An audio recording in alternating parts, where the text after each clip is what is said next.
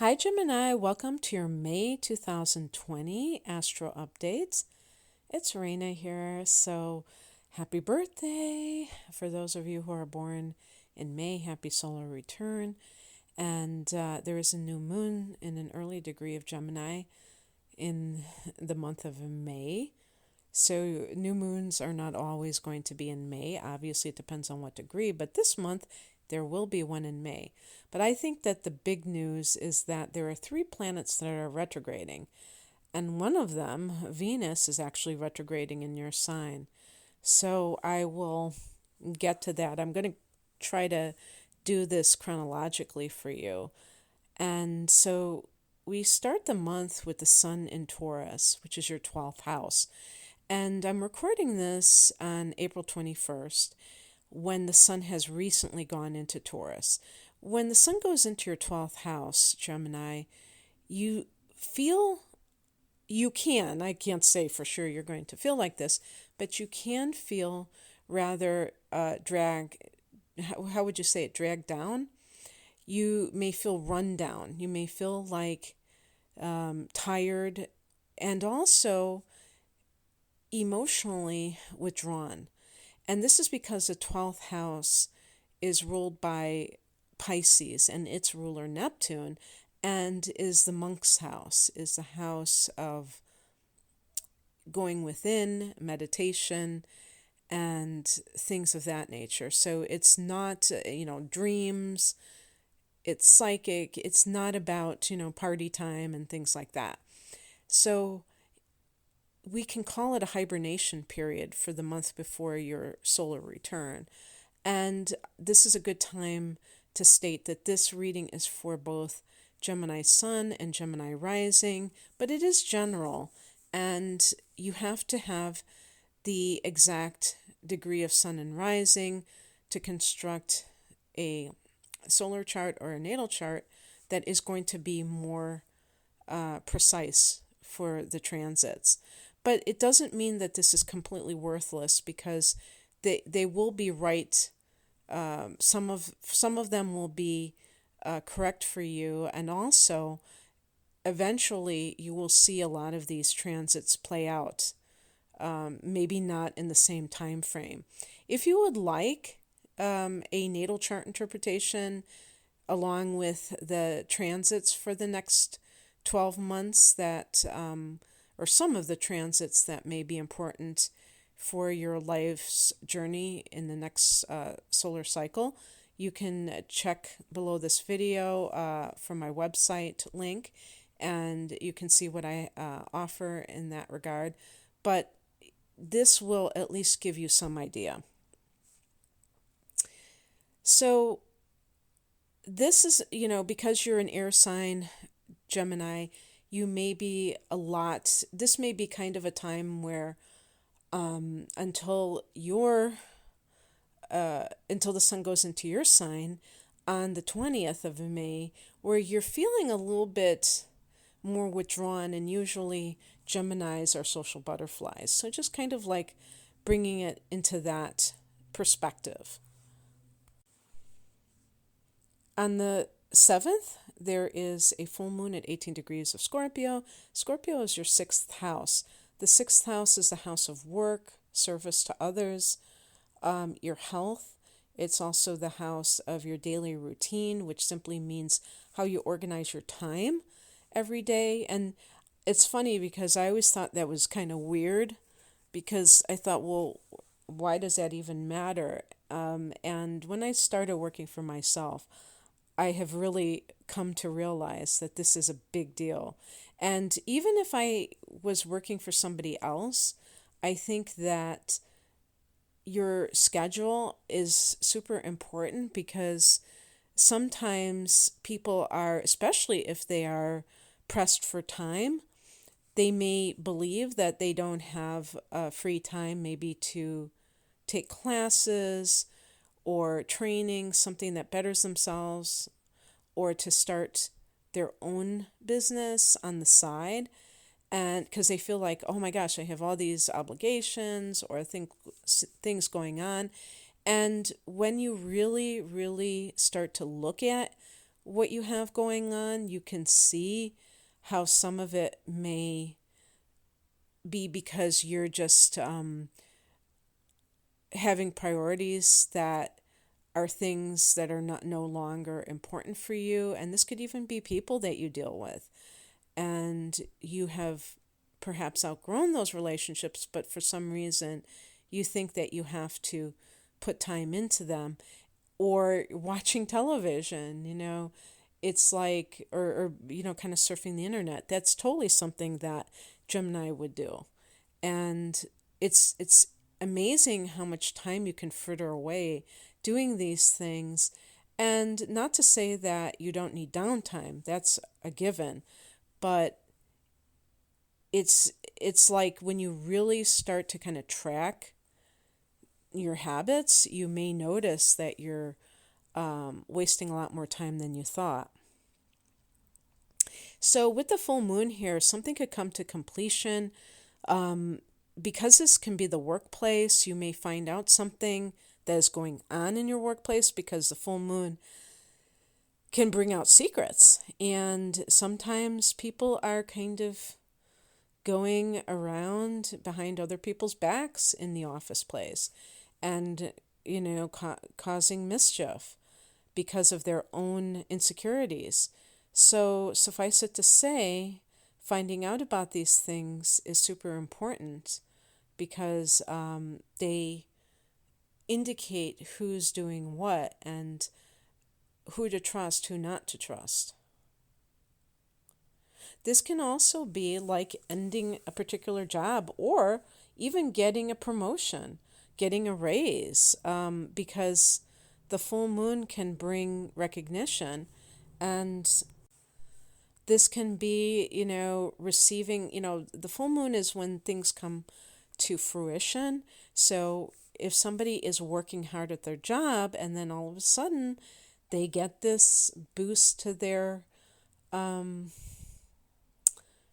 job, or their station in life, and that is kind of represented by this full moon. So something comes to a heightened state, and or to your awareness, and this could be about your health as well. I mean, needless to say, it can be in many different areas depending on what's going on for you.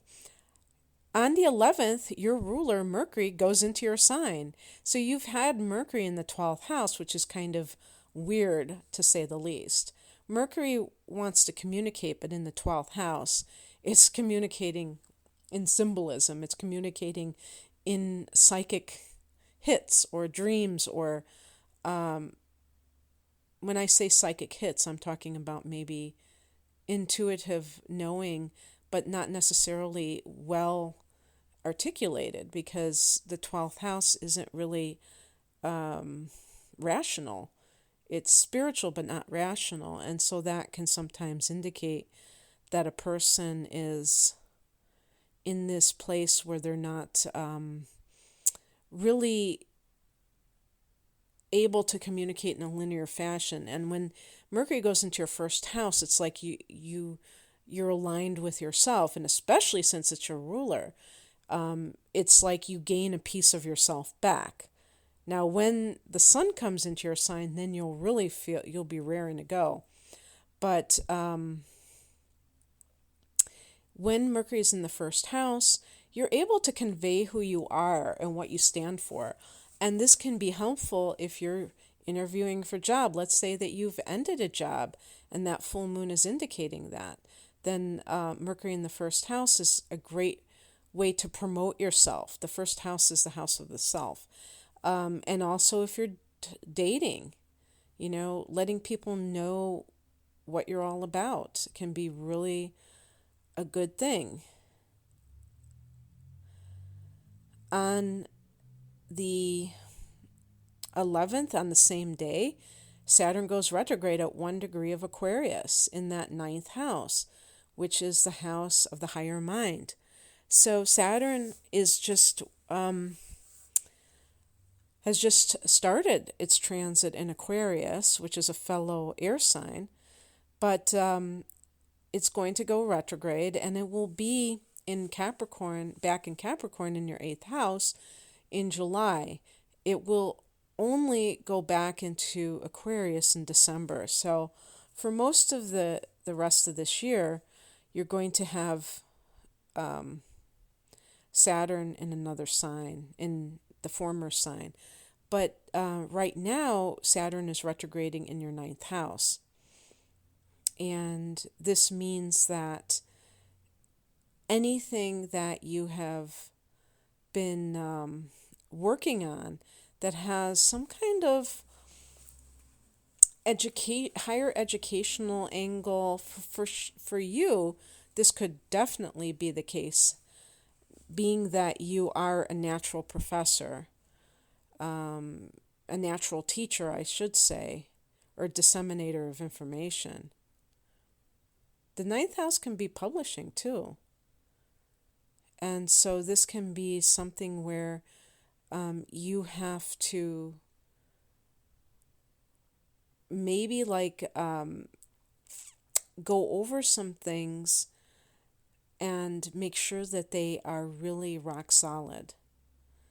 And so, for instance, let's say that you have been going back to college, or if you're somebody who is young enough where you're just, maybe with all of the shutdown stuff, you had to quit early, the school year ended early, and you were left back home with your parents.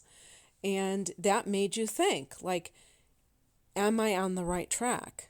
And this is really a time to kind of look at your ambition and where it lies, and if it's really aligned with what you want. Because when Saturn goes direct in late September, this is going to be the time when your ambitions are in a forward movement. Saturn transits in a particular house are about you creating this sense of foundation. And in order to really create a sense of foundation, you have to make sure that you really want what you claim that you want, and that you're willing to do what it takes to do it right and to work hard for it. Saturn isn't about cutting corners. So, for instance, with let's say this is some kind of a publishing of a book, but maybe you're not a good proofreader, and you just put it out yourself, you self-published it, and there's a lot of errors, or you need to revise it for some reason. This is about, doing the best that you can with what you have, not just kind of mailing it in. Saturn doesn't like sloppiness. So, so that's happening. And on the 13th, Mars goes into Pisces. That's your 10th house of career. So that gets kind of cranked up. Isn't that interesting? We have a full moon in the 6th house, and then we have Mars in the 10th house. So one possibility is, if you do find out that some hanky-panky has been going on at work, I bet you haven't heard the term hanky-panky very recently. I certainly haven't until I just said it. If you find out, if a secret is uncovered in the workplace, you might be fighting with your overlords, your superiors, because the 10th house can be the people that are above you, about something going on in the workplace. Maybe somebody else is getting paid more, or maybe they are undermining you, and you're kind of confronting the people that you feel are kind of perhaps favoring somebody else. And but it could simply be that you're just in high gear about success with this, and your ambition is on point, and you're going for it. On the same day as this, Venus goes retrograde in your first house at 21 degrees of Gemini.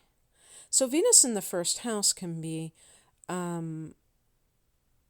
something to do with your appearance, they say that it's not a good time to change things when Venus is retrograding, because, like, I'm talking about appearance wise, because you might regret it later or what have you. But I think that that is probably overblown. I think they talk about not having, what do they call that, plastic surgery and things like that. Well, if that, I mean, that's a pretty serious thing to get. So maybe even if we considered this a superstition, I might actually obey it. But something more minor, like, oh, don't get your hair cut because you might regret it. Well, unless you're only like 15 years old and it's like the end of the world if, you get a bad haircut, I don't think it makes much of a difference in the grand scheme of things. But definitely, this may be a time when, if you've been working out, you may be kind of slacking off. You feel like, oh, I don't really want to. Luckily for this transit, it's relatively brief. It's like 5 weeks. So this may feel like a time when you're letting go of a lot of things that are connected to your image, and maybe you're not going to care as much how you appear to others, whether it's how you're dressed or how you carry yourself.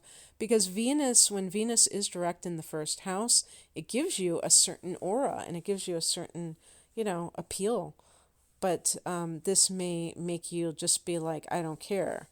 And you know what? We need that as well, because that allows us to kind of play around with what is happening and whether or not it really works for us. Sometimes we're not going to feel as if we are as invested in these kinds of things. Because Mercury is in that first house as well, you may be more into your mind than your physical appearance, and that may suit you just fine. On, let's see, what else is happening?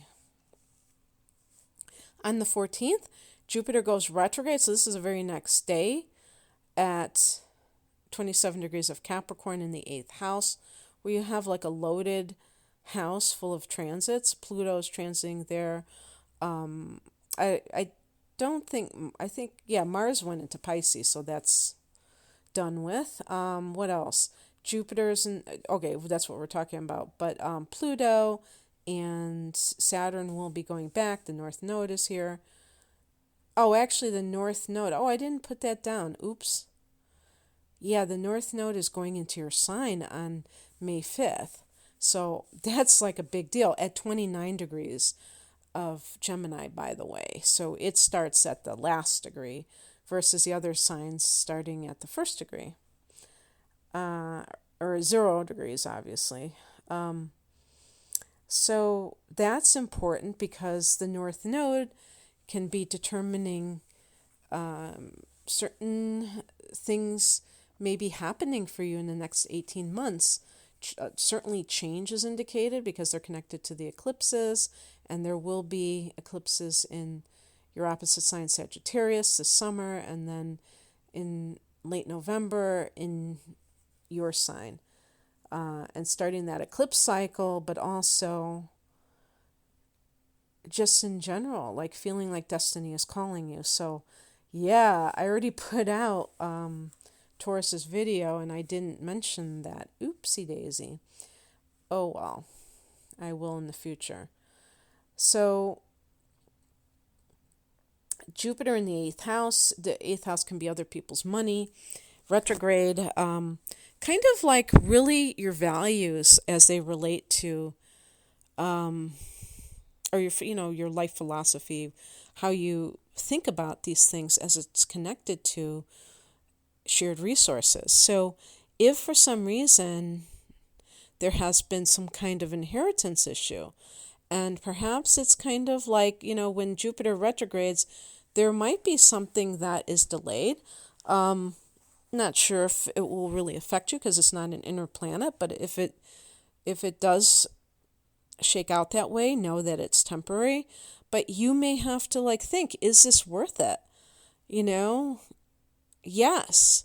I think there was fraud that was committed with this inheritance.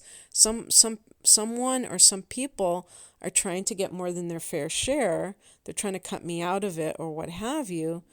But at the end of the day, do I want to die on this hill? Do I want this to be something that I make a big federal case over?